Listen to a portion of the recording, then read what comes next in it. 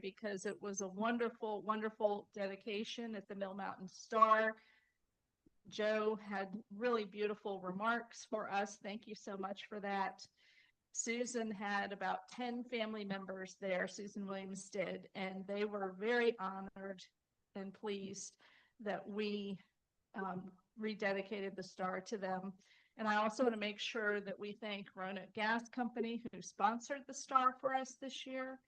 And Eric Danielson did a wonderful job putting the sign up for us this year as well. So the sign is there at the head of the walkway going to the star. If you have a chance to drop in and see it sometime, please do. And great job, Mike McAvoy and Joyce Montgomery, for organizing a lovely event and even putting together these great programs for us. Let's give them a round of applause.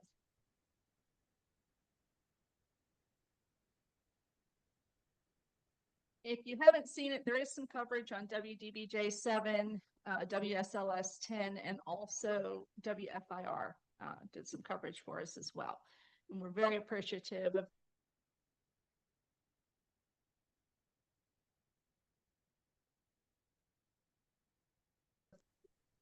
for us.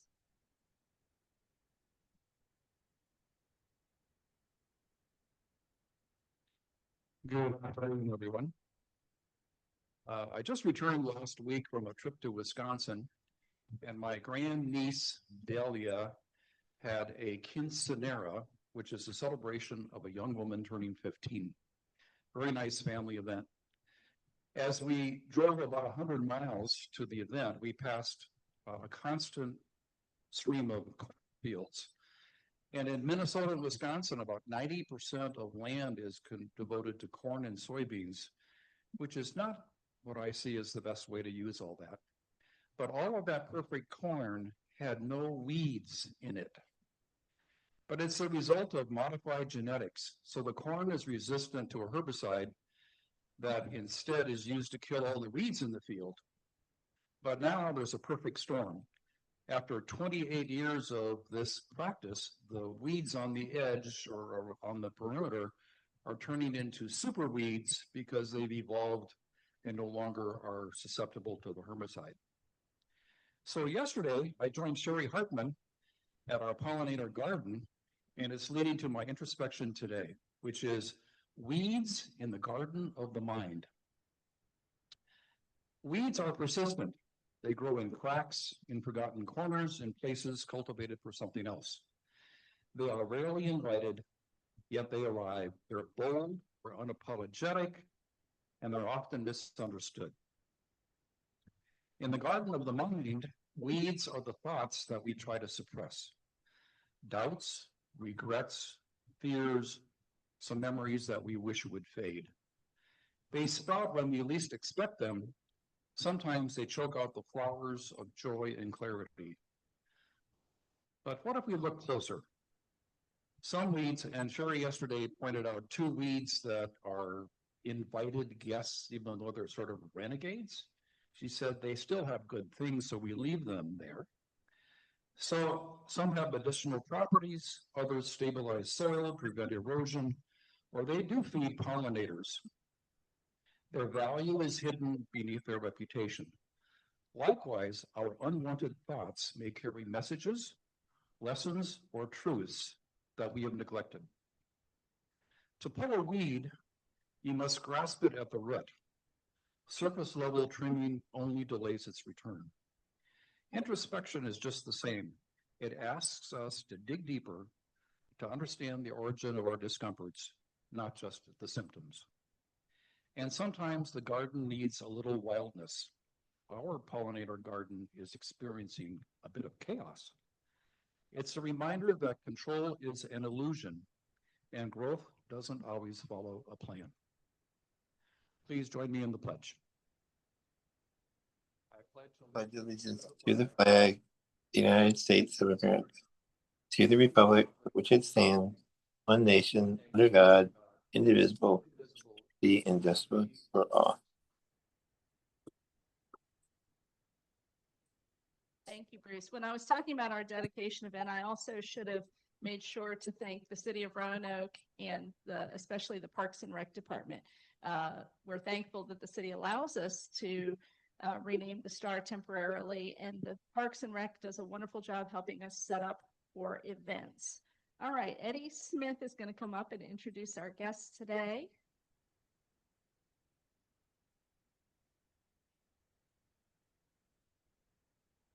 All right, all right, yeah, testing this hot mic. Hot mic here. Yeah, so I just want to reintroduce myself. I was with the club prior to 2023. Really joined. Okay, is this good? Okay, so I was with the club prior to 2023, and ended up joining in the we'll just say right before COVID happened. But came back to Roanoke, took a new job, just got recently engaged to my fiance, and thank you. So a lot of changes at work here, of course. What a great group to join back in Kiwanis. One of the top things to do when I got back was to rejoin the club. Just have had so much fun with working together with everybody. I joined Marsh McLennan on the employee health and benefits side, so helping employees and helping their employees with their benefits. So yeah, excited to get into that, and then would like to introduce our guests here. Again, thank you for joining us today, and the guests we have. If you could please stand when I say your name, and then also Ken Briggs doing work bringing in two guests today. So Ryan White with Blue Ridge Behavioral Health, and then Doug Pacer, who's retired UMC.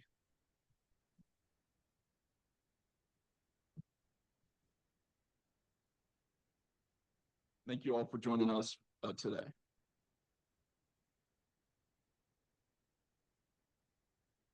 Thank you, Eddie. We are happy to have you back, and tell all your friends how great we are. Okay. Next up, we've got our Fill the Chairs membership drive. Harry?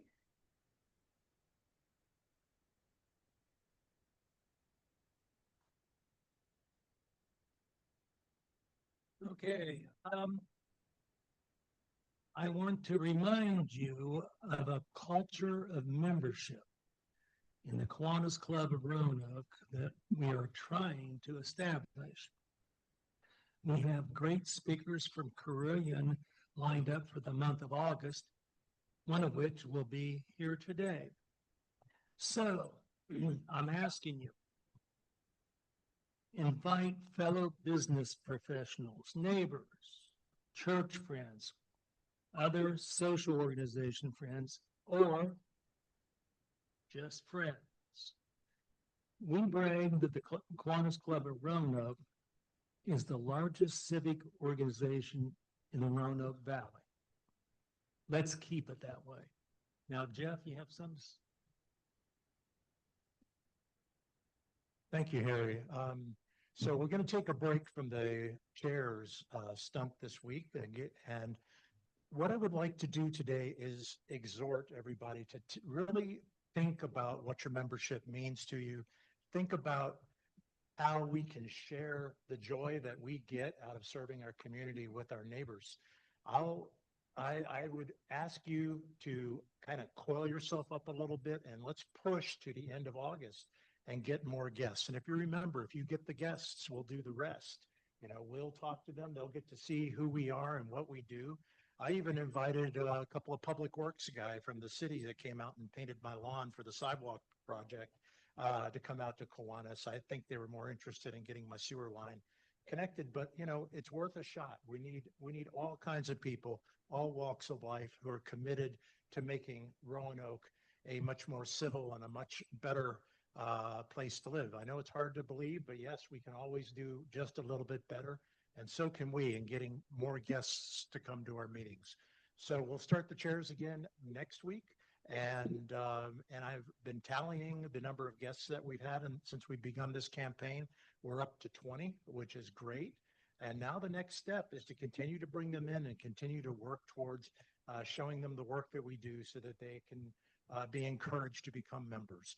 Thank you very much.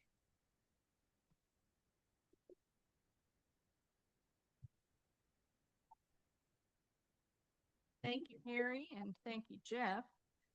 All right, next up, Reef Kessler is going to come up and make a request. Reef is our incoming vice president. And then after that, we're going to have Don Witt come up and talk about the Ducky Derby.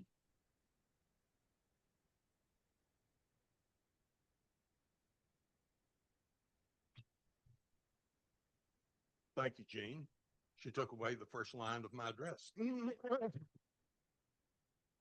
Yes, I'm Reef Kessler, and I'm at the podium today as your vice president-elect. Now, I expect most of you know, and any of you who don't know will know in just a couple of seconds, that one of the primary responsibilities of the vice president is to arrange for the speakers that we have here on Wednesday. When my then acquaintance, but now trusted friend, Ken Briggs, invited me to become a Kiwanis member and invited me again and invited me again, I had no particular idea of how many reasons there are to be a member of this club. I sincerely hope, however, that for each of you that are listening today, that the primary reason that you're here is you have a desire to actively and meaningfully serve in any variety of ways to make the Roanoke Valley a better place for all residents to live. You'll probably hear me say that with some frequency during the next 3 years.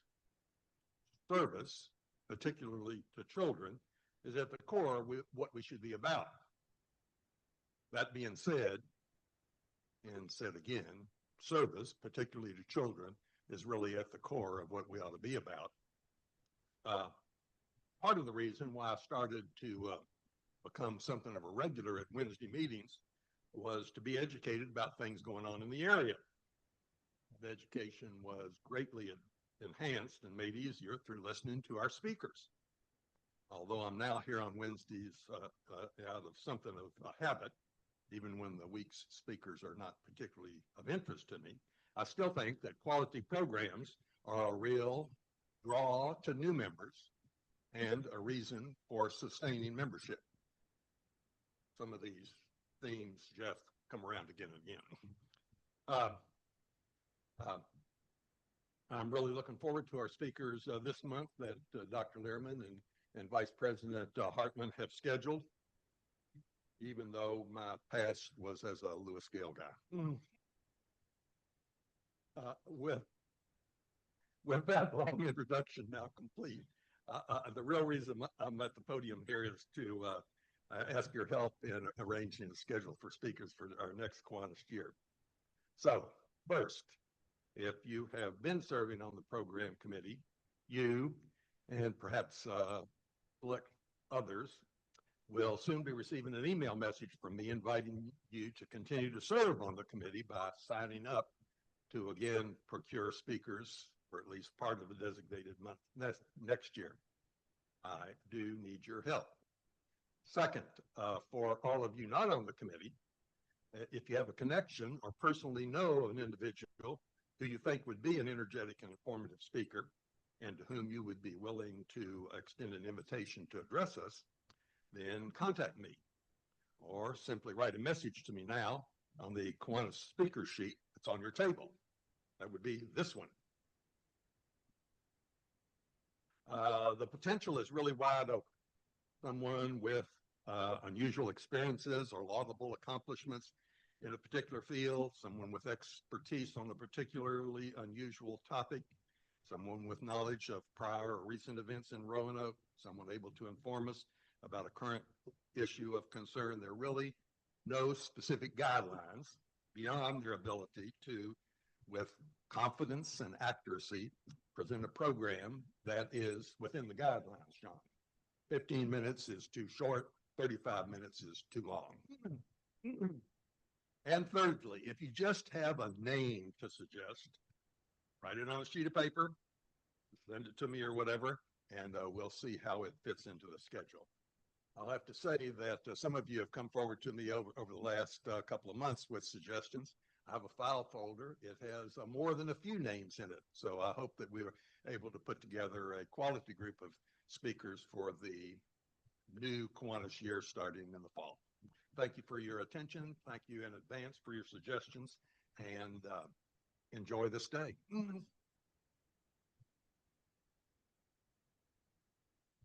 Thanks, Reeve. Okay, Don Witt, you're gonna come up and talk about Ducky Derby.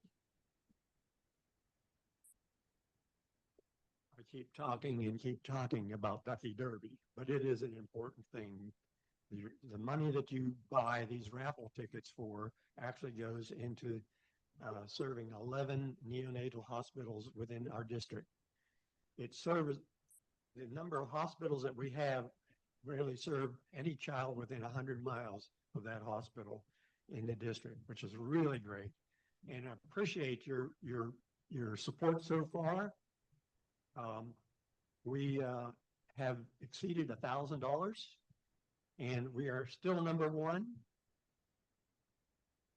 Even though Danville and Salem are really saying that they want to beat us this year, so we'll see. But thank you so much. I'll be out in the lobby there to collect your money. It's easy. All you do is give me the money. I have your name, and I'll put it in. If you want to put, I'll put my name in. No. But it'll be easy to do that. Otherwise, you can go right online and contribute. Thank you so much for your support. Thank you, Don. All right. I'll make a few announcements. We already talked about the Mill Mountain Star dedication.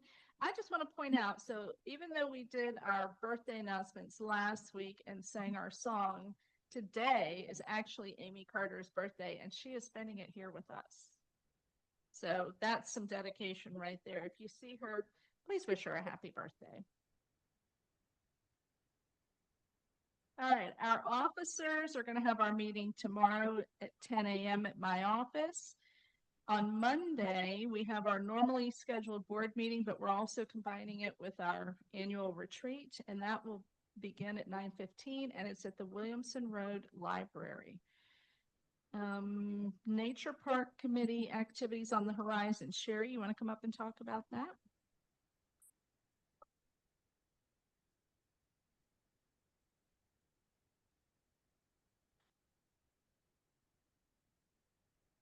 Now that you're so inspired to become one with the weeds, I'm inviting you to the nature park, to the garden. And we do need folks to fill in some weeks still left on our calendar. Bruce Swanson is there this week. He gets a pass today because God joined our group of folks that water the garden. So, but we do need volunteers for the next couple of weeks afterwards. Let me know if you're available to help with that. We have invitation to go to the Virginia Western Arboretum. I don't know if you've been there, but we decided as a committee it would be fun to meet there. So this coming Monday on the 11th, we're inviting anyone who wants to join us to get a tour at the Virginia Western Arboretum there on Colonial Avenue. We'll meet there at 4, and then we'll have our committee meeting following. They're going to find us a room right next to the Arboretum for our committee to meet. At 4:45, I'll activate a Zoom if you have to Zoom in and can't be there in person. But thank you. Thanks, Sherry. Okay, the Chip Backpack program is finished. Thank you so much to everyone who very generously gave to that program. I know they had a great event and they were very happy to have that. And we did a little bit of publicity for Chip as well. Now, we do have 2 more youth-oriented events, and these are both new events for us this year. So they might not quite be on your radar. One is a back-to-school event in the county, and this is the Cuts with Cops. You've seen it in the newsletter. It's multiple days of preparing, but then also the big event is this Saturday, and it's going to be at Carillion Pediatrics, which is at Tanglewood Mall on the Barnes & Noble side. All the details are in the newsletter, and that's going to be haircuts, shoes, sneakers, I think, and some school supplies. That is Roanoke County Police and Carilion, and we're also a sponsor. And then we are also a sponsor for the Day of Play. This is a brand new event as well, and this is also on Saturday, and that's taking place at Brookside Golf Course on Williamson Road, and that is being primarily hosted by the Williamson Road Area Business Association. It's going to be a free day of kids' activities, games, free food. So it's a great opportunity to get out and help some families in our community. Okay. Book club meeting next Wednesday evening. Where is that going to be, Sherry?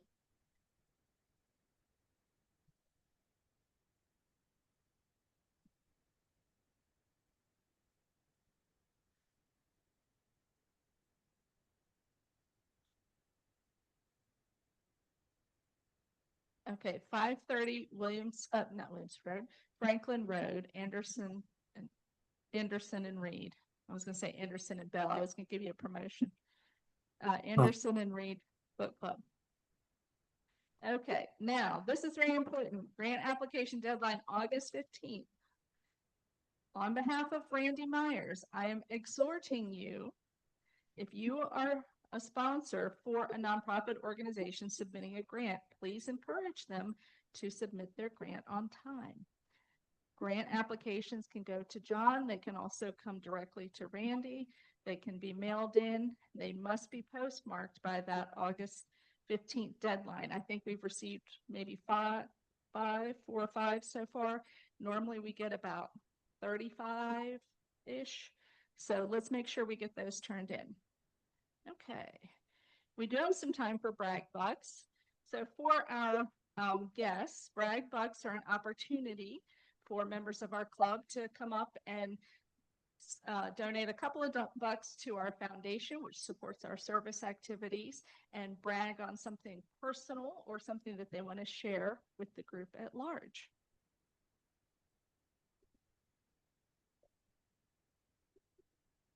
I'm Bill Bestpitch, and as most of you know, the legendary Transformers were the top ticket-selling team for KPAD this year. But that's not my brag. My brag is on Don Wilson for inviting us to come out last night and watch the Red Sox play, the Salem Red Sox, from his suite that he has up there. It was a very good game with a very exciting finish. And if you'd like to know, I'll tell you about it.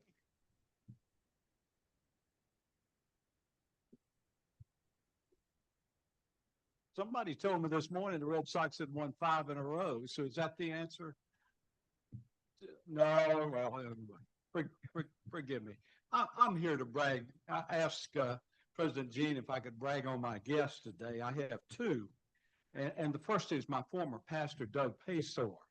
Doug served our church, Windsor Hills United Methodist Church. Don Whit and I listened to every word on Sunday morning for 7 years. And Doug retired about 3.5 years ago. And since that time, he's been through a very difficult health situation, which required him to actually live in Charlottesville for a time. But Doug is recovering now slowly, and he has a great interest in serving the community. He's not in a big hurry to get involved with us, but he's been here 2 straight weeks. So Doug, thank you for being here.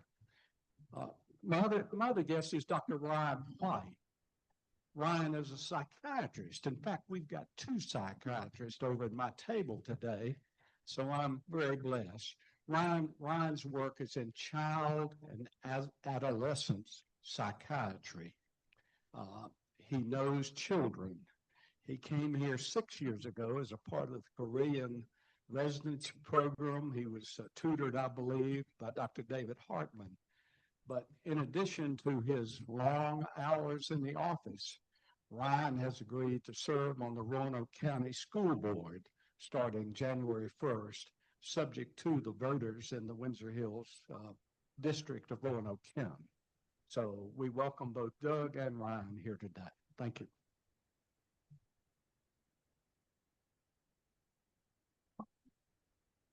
Thank you, Ken. We might have to put some of those psychiatrists on retainer. Okay. All right. Any other brags today?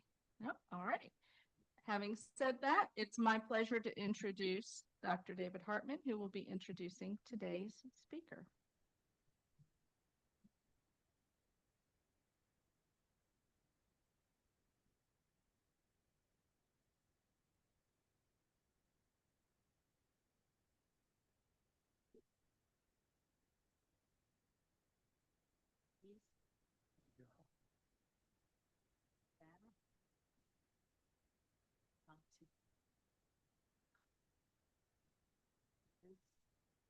Yeah, real close to it, as close as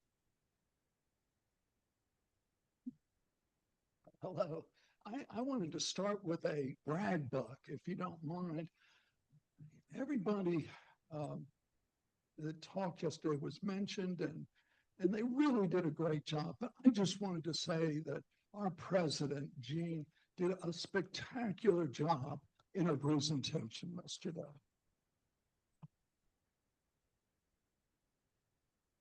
As vice president, and Ruth just mentioned this, I've been in charge of speakers, and this month, Lee Learman has been the coordinator, has come up with a number of people from the medical system, and our speaker today is Lisa Urich, and she is an associate professor at Virginia Tech Carilion School of Medicine. She is a pediatric emergency room doctor with Carilion Clinic. She trained at Medical College of Wisconsin in medicine. She went into a residency in pediatrics at the Carolina Healthcare System. She then went back to Medical College of Wisconsin and got a fellowship in pediatric emergency room, which, you know, I can't imagine how challenging that is. She has been with Carilion Clinic since 2007, 18 years. She says that her 3 areas of focus are: number 1, taking care of children in the way that she would want someone to take care of her own children. And in fact, she has 3 children that she has raised. She also talks about the way she would want people taking care of children with expertise, respect, and care. Another area of focus is the physician wellness, and she is the chief wellness, well-being officer of the Virginia Tech Carilion School of Medicine. She also has a strong interest in administration. Today, we will hear her talk about taking care of the people who take care of patients. Thanks so much, Lisa, for being.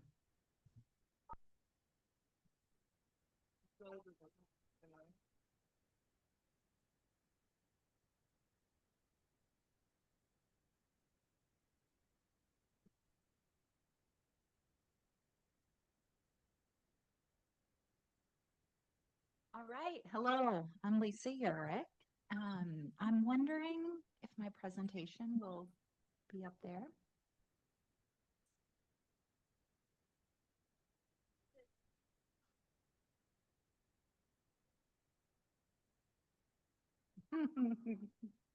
I mean,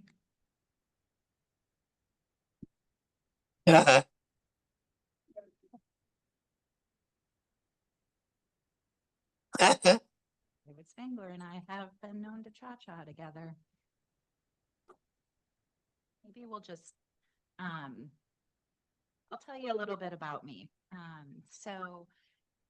Yeah, I have always been interested in taking care of children, or my focus has always been in children ever since I was little.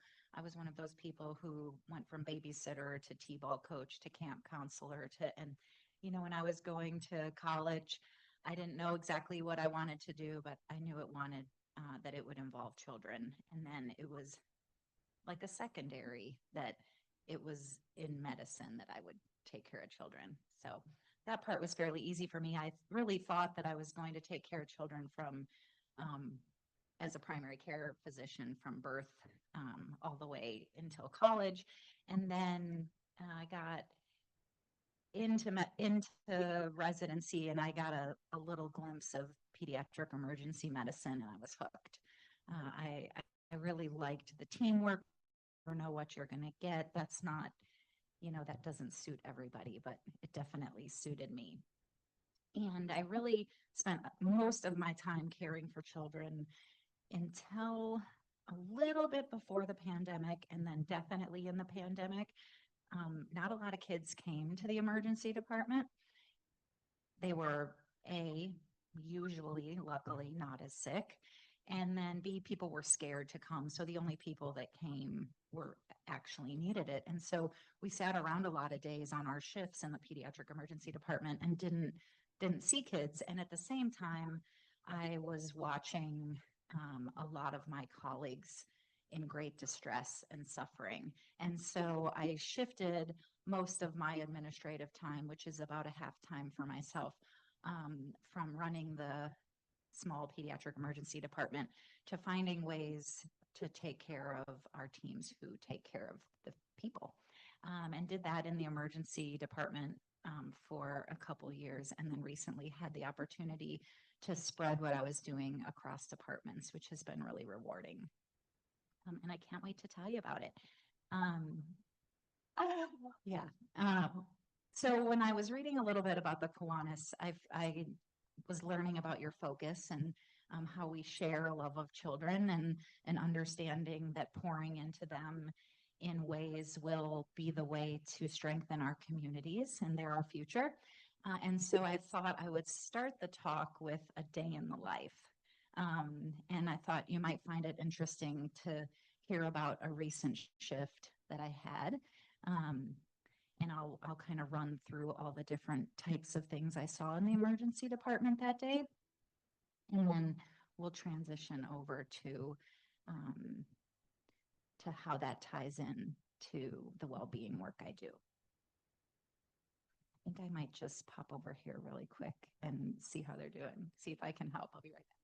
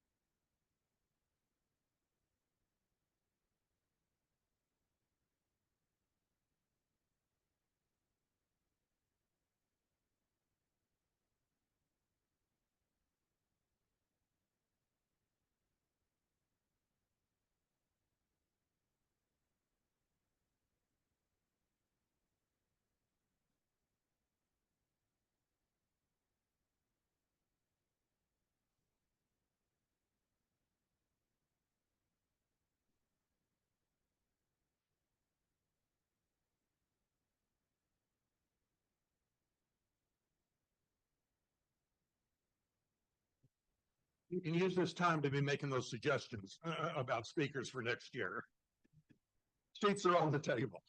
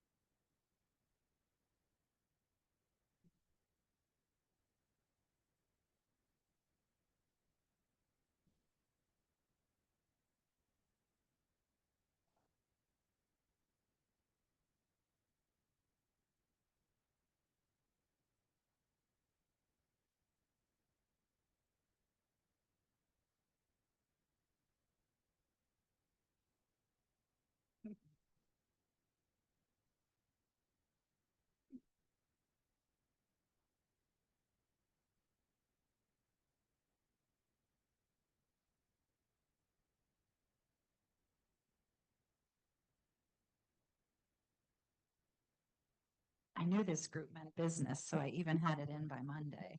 It was like the Kiwanis are messing around.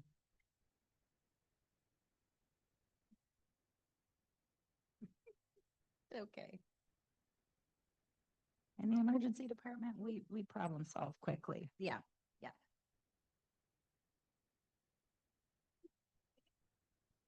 No.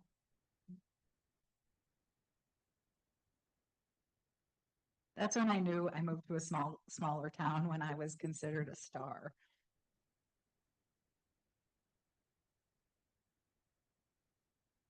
Good, except okay.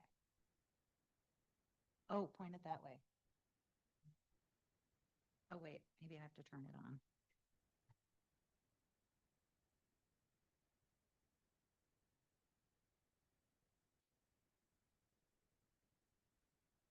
Okay. Oh, jeez. All right. Slide, please. All right. So I work two types of shifts. I work a day shift, which is 8 to 5, and then most of my shifts are evening shifts, which are 4 to 1 a.m. Not because that's actually what I'm going to work today at 4 p.m. But that is when most of the children come into the emergency department because we have a really good and robust primary care community here who sees kids during the day. So this was last week, and this was a particularly challenging shift for me. So I thought I would talk through it with you. So when I got there at 8, there were 6 kids already in beds. And, you know, we just got a new pediatric emergency department in the Crystal Spring Tower. So that's pretty exciting. To be honest, it's been also very stressful just because I was very used to taking care of people in one space, but we're adapting to that. So when I arrived that day, there was an 8-month-old who had had a couple seizures or seizure-like activity, and the plan was already in place for that child. They were going to be admitted, and they had been there 9 hours waiting and then were waiting on their bed. There was an 18-month-old with croup, which is the season for croup right now, actually. And that child had needed a couple epinephrine treatments, and so we decided they should be admitted as well, and they were waiting. There was a 15-month-old there that was well known to us and was there for mental health crisis. We weren't exactly sure. It had been decided that he needed inpatient treatment, but he hadn't been accepted anywhere yet, and he had been there 42 hours. There was a 22-day-old with bruising on their leg that was unexplained. And so they were going through all the things you go through when you're worried about somebody might be hurting a baby. There was a 6-month-old with a skull fracture that had been transferred in from another hospital that was waiting on their neurosurgical consult and admission. And there was a 16-year-old pregnant with abdominal pain. Okay, so that's what I come into. I get that sign out. Luckily, the morning is the least busy time of day, so getting a big sign out like that is usually just fine. It was me. I had 2 PZD nurses that day, so nurses in the ER have a 4 to 1 ratio, so each of them is supposed to have 4 patients or less, but I mean, we flex that all the time, but that's just to kind of say they already each have almost a full load. I had a 2nd-year pediatric resident who I'd never worked with before, was quite good, and an acting intern, which is a 4th-year medical student from another health system. This one was from Georgia, who is visiting with us, almost like a month-long interview for our residency program. We try to treat them like a first-year resident and see how they do. Oh yeah, and then just because why not, I have someone shadowing me for 2 hours to evaluate my teaching from the Department of Basic Science because I'm trying to go up for promotion to professor next year, and you need a couple evaluations for that. So giddy up, here we go.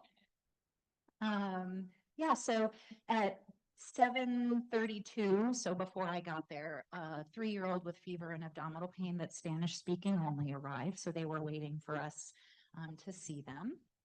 You can 9:02, another 5-year-old with croup came in.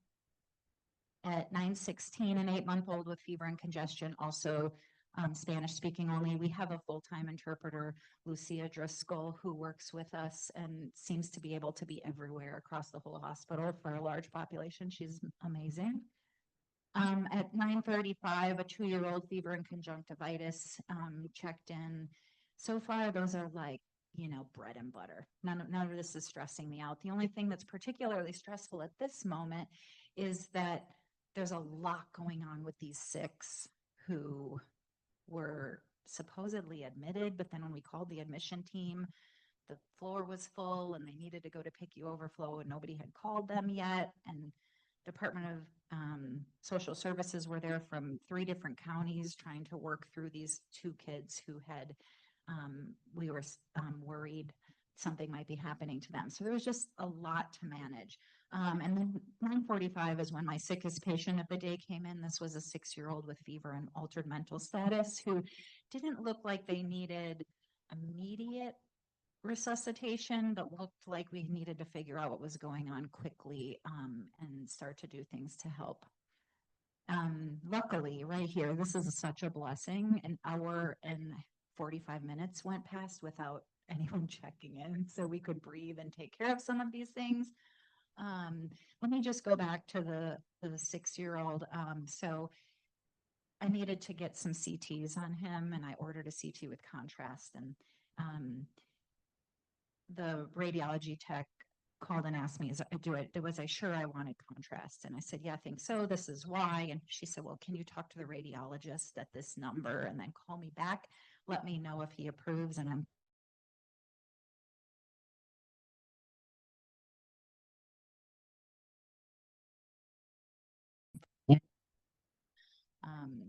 there, like a mom approached me. They can't get out of the ER without a badge. So I'm like, hold on. And I go badge them out. And, the president and the student both asked me a question at the same time. And my head was like, okay, guys, hold on. And meanwhile, it's really important as the attending physician to maintain a level of professionalism that I take great pride in. I'm setting the tone for the day. And so this day was just particularly challenging with all that was going on and all the interruptions, to just take a breath, respond with kindness, do the next right thing. 11:11, a 4-year-old with bed bites checked in. Dad wanted to know if we could do anything about that. 11:53, a 4-year-old with autism and bilateral ptosis checked in. So for the medical people in the room, you know what that is. For the non-medical people, if you click again, the little kid on the left there has ptosis. It's a drooping of the eyelids. It's a really unusual complaint for a child. So I had no idea, but had some thoughts about maybe why. Next, at 12:25, a 3-year-old with lethargy was coming in by ambulance. So we didn't have a bed open. So we quick had to discharge someone, clean the room, and get them settled. Again, thank you for an hour plus, almost 2-hour relief there where nobody checked in so that we could be doing something. Some days we don't get that luxury, and especially on the evening shift, we don't get that. At 2:22, a 19-year-old with abdominal pain checked in, and I was thinking, do they really need to come to pediatrics? But usually the adult side is actually busier than we are, so we tend to take some young adults. 3:43, a 11-month-old respiratory distress checked in. And then my relief came. So at 4:00, I'm there an extra hour to help kind of clean up things. And during that hour that the new doc came in and I'm trying to wrap up and sign out and make sure we're doing good care, we get 6 more check-in, 2 transfer calls from another hospital. And I'm thinking, I'm getting out of here. Okay. So next slide, please. So in sign out, what I noticed particular this day is that I'm having some trouble being clear and succinct about the stories that I'm telling the doc that's coming in. It's almost like I'm in overload. And not to brag, but 18 years into your career, you kind of like most of these things I've seen before. I know how to handle busy shifts, but there was something about this day, the level of multitasking and interruptions and things that just were harder than normal.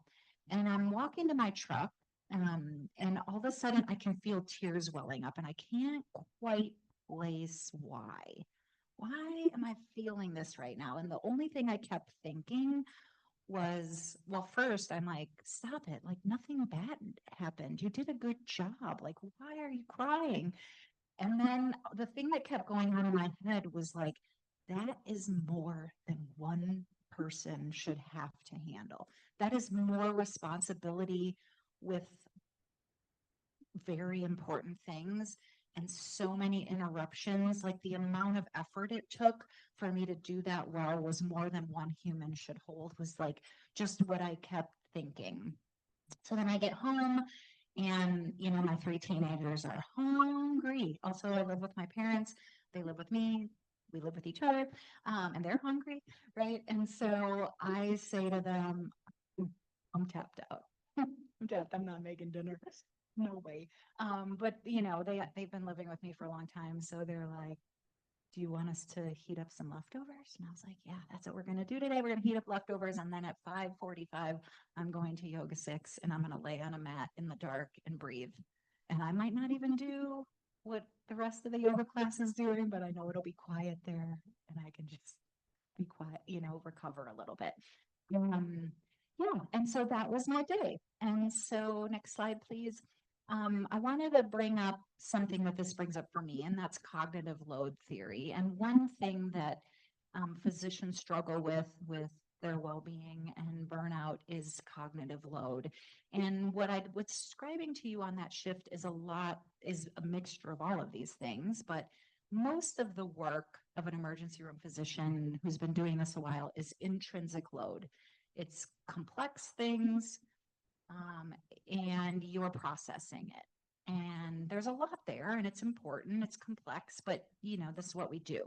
And then luckily for me, because I'm 18 years into my attending career, I don't have a lot of germane load, which is new information that you're linking. There were a couple cases that were challenging for me that day, but of those 18 that I mentioned, 2 of them were challenging. And if you're a new resident or a new attending, that germane load is huge and it's much more stressful.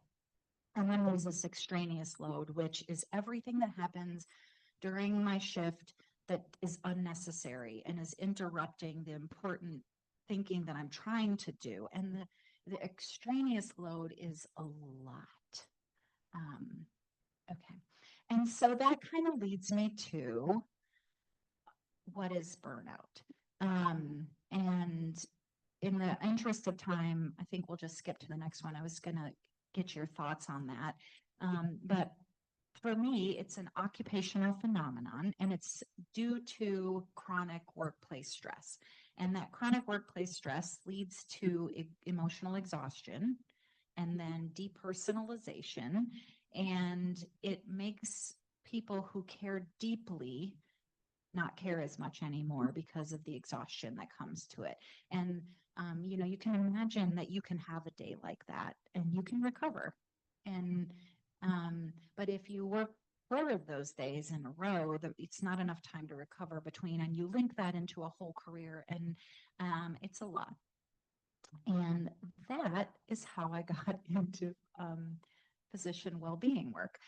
Actually, emergency medicine physicians are high achievers in a lot of ways, and we're #1 in the burnout category. So that there's a lot of reasons for that, but it's experienced across all specialties. And of course, not everybody has it, but many do. Next, please. When we just recently did our Carilion Clinic attending survey, we found that 45% of physicians across Carilion Clinic were exhibiting or reporting significant symptoms of burnout. And so that's almost, you know, half of our physicians. And that's exactly at the national average of physicians across the nation. We had a really good, robust response to our survey, which I'm very grateful for. Just to give some numbers to that, almost 800 of our doctors filled that survey out, which is amazing. But I think they had a lot to say. But yeah. So behind that number are people I care deeply about, people who went into this because of hearts who want to care for people, who have put up sometimes up to 20 to 25 years of schooling into having the skills to be able to do it, and then find themselves in a system that is very difficult to stay well in. Next slide. And, burnout has a lot of implications for the individual. So broken relationships, alcohol and substance abuse, depression, suicide, we lose one doctor a day in the US to suicide. And then for the health system, it's also really important. The quality of care of somebody who's burned out is not as high as a physician who's well. Obviously, if you are giving off symptoms of burnout, and so you're overwhelmed and callous, you're not going to have as good of experience or be able to listen as well to your patients. And so patient experience scores will be less of physicians who are burned out, and then we're not as productive. And sometimes we leave for Lewis Gale, or sometimes we leave medicine altogether. And so we can do a calculation that the AMA gives us on what's the cost of burnout at Carilion Clinic, and it's $17 million annually. That's a conservative number on how much it costs an organization like Carilion each year to lose people due to burnout. You can skip this one. Thank you. So what are we doing about that? I painted a little bit of a grim picture. It's probably worth pausing a second to let you know that I absolutely love my job. I really do. I love it. And I believe that there's a way to do this better, to refine the joy in medicine. I want to be part of that solution. And that's why I do what I do. Across Carilion Clinic, we have identified a well-being director in each of our departments who it's really important for, it's so interesting what well-being means to each of these different specialties. A lot of it is the same, but a lot of it's different. And well-being in radiology and well-being in surgery have some commonalities, but also have a lot of differences. So we now have directors in each of the departments that are looking at the survey data from their department and then coming up with some goals of what to do to support their colleagues in each of those areas. And the committee we created a mission and vision, and this is it. We're healing healthcare so that we may flourish and serve. That's what my shirt says. But this mission is really in response and making sure that we aren't blaming the individuals for not being strong enough or resilient enough. I mean, there is always individual work we can do to make sure we are leading healthy lives, but that's not what's really driving physician burnout. What's driving physician burnout is the systems that we work in, and by no means is Carilion Clinic unique in being a difficult medical system to work in. And so that's why our mission is really focused on healing the system. Next, please. Sorry if this is a little small. This is our well-being model. If you could click it one more time. These are the 4 buckets that we work in, and the 2 big ones of workplace culture and workplace efficiency and function are the ones we focus in. So workplace culture means, am I valued at the place I work? Do my leaders communicate transparently? Do I feel safe speaking up if something isn't going well? Do I feel like my colleagues have my back? That's all culture, and we do a lot of work around that. And then workplace efficiency and function is my favorite category. And those are the things. What's happening in your workday that's getting in the way of you taking care of patients, and how can we take those away or help you fix those so that there's less interruptions and frustrations along the way? So, some takeaways are that medicine is hard, but there's like the right kind of hard. The right kind of hard is that even when we do our best and we do everything perfect, sometimes people don't get better. The right kind of hard is that might be a long day, and you might have to work hours that aren't normal hours. Those are things that we know are difficult about medicine and that we've signed up for. There's a lot of unnecessary hard in medicine that is where we can put a lot of our focus. And so, when it's the right kind of hard, we just have to make sure that we're giving good peer support and that we have resources in place, in psychiatry and in the mental health sphere where we support each other when we need it. And the unnecessary hard, if you could click through these. Okay, so we have some programs in place. The first one was Focus, and Focus stands for Fixing Operational Challenges to Unburden Staff. And it's a program that we're setting up where if you hit something in your workday and it's frustrating, you can submit it and a team will come around and help you make that better. It's the same as idea of the next picture, which is how can we take out the pebbles in your shoe? You know that saying, right? It's not the mountains that we climb, it's the pebbles in the shoe that burn you out. And then debunking regulatory myths is one of my favorite things, because sometimes we do things because people say it's policy or rule or law or regulation. And you're like, really? But is it? You know, and so I'm kind of like, show me that really is a regulation. And many times it's not, it's just a perpetuated thing, a way of doing things that's unnecessarily hard. Epic is our health record at Curlian. You probably all know that. But doctors spend a lot of time charting, and they spend a lot of time after they're done with their day charting at home. And so we're always looking for ways to lighten that load. And WOW stands for work outside of work. So on that survey we did, our full-time physicians report working about 68 hours a week, and our part-time physicians report working about 46 hours a week. And so when you aren't at work, you shouldn't have to be working. And then how can we advocate? You know, has anybody here ever heard of medication authorizations or prior authorizations? So sometimes physicians will prescribe you a medication and the health insurance won't allow you to have it unless we get a prior authorization, probably because it's expensive. And sometimes that can take days and hours and hours and hours of work of our healthcare teams to get you the medication that we think you should have. And then the patient on the other end goes days and days without it. And so how can we advocate for that to be different? And that's just one example. So we're trying to do a lot in the well-being space because we care about the people who take care of the people, and we desperately want to continue to be able to deliver excellent patient care. And one way that we're getting recognized for that is the AMA has a Joy in Medicine recognition program, and Curlian has applied for that this year. I'm sure we'll get it because we did a good job. But then over the next 5 years, we will continue to do the things that can help us earn silver and help us earn gold in that Joy in Medicine recognition. And that's not just to get a stamp of approval, that's to be doing things in support of our teams. And that's all I had for you. I would welcome any questions or comments or thoughts.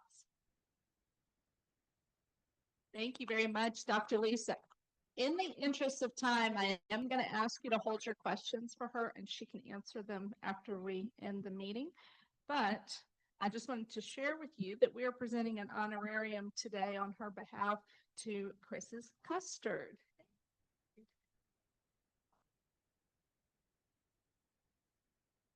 Thank you all so much for coming today. And if you want to see a live action of Lisa's crazy day, watch the show The Pit.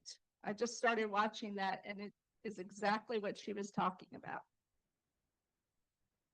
With that, we're adjourned. Enjoy the rest of your week.